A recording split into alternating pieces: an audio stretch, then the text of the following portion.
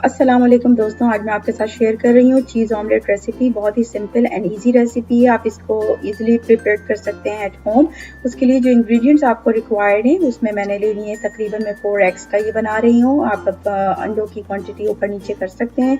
सो उसके साथ साथ जो है मैं सारे एग्स को जो है वो बीट करूँगी। उसके लिए मैंने इसको एक बड़े बॉल में सारे एग्स जो हैं वो डाल दिए हैं।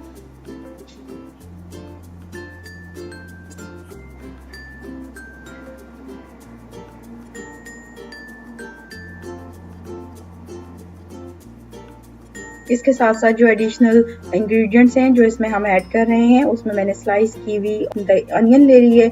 उसके साथ मैंने एक टमाटर ले लिया है। टमाटो को मैंने अपर पार्ट लिया है और उसके साथ साथ मैं जो हूँ चॉप की हुई हरी मिर्चें यूज़ कर रही हूँ। अगर आप चाहें तो इसके अंदर फर्दर वेजिटेबल्स भी ऐड कर सकते हैं। और उसके साथ मैंने अकॉर्डिंग टू टेस्ट जो है वो सॉल्ट ऐड किया है। क्रश्ड ब्लैक पेपर हम ऐड कर रहे हैं और इसके साथ तकरीबन हाफ टी स्पून जो है मैं इसमें रेड चिली पाउडर ऐड करूँगी। इसकी क्वांटिटी आप ऊपर नीचे कर सकते हैं। अगर आप इसको इग्नोर भी करना चाहें तो आप इसको इग्नोर कर सकते हैं अगर आपने ज़्यादा स्पाइसी नहीं खाना है। और उसके बाद हमने सिंपली इन तमाम इंग्रेडिएंट्स को बीट कर लेना है। और इसमें अब हमें एक पैन में फ्राइंग पैन के अंदर आपने सिंपली ऑयल ब्रश करना है।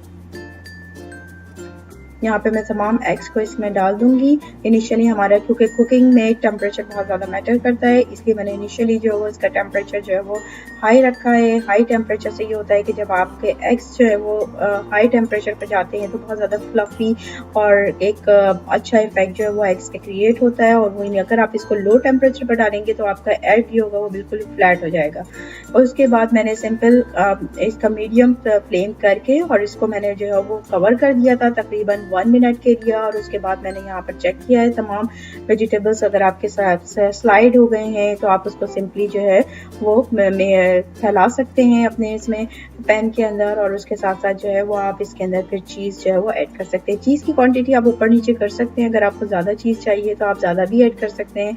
मैंने तकरीबन यहाँ पे 3 चीज़ स्लाइसेस जो है वो ऐड किए हैं और इसको 4 एग्स के अंदर आप इसको ऊपर नीचे कर सकते हैं। और उसके बाद मैंने इसको क्योंकि इसको डबल पैन में पका रही हूँ इसलिए मैंने इसको कवर कर दिया है। अगर आप डबल पैन में ना पकाएं तो आप सिंपल फ्राइंग पैन के ऊपर किसी भी लिड लगाकर इसको कवर करके भी बना सकते हैं।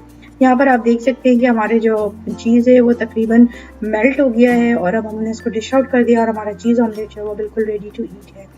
So thank you so much for watching. If you like my tutorial, please hit the like button and have a very good day. Allah Hafiz.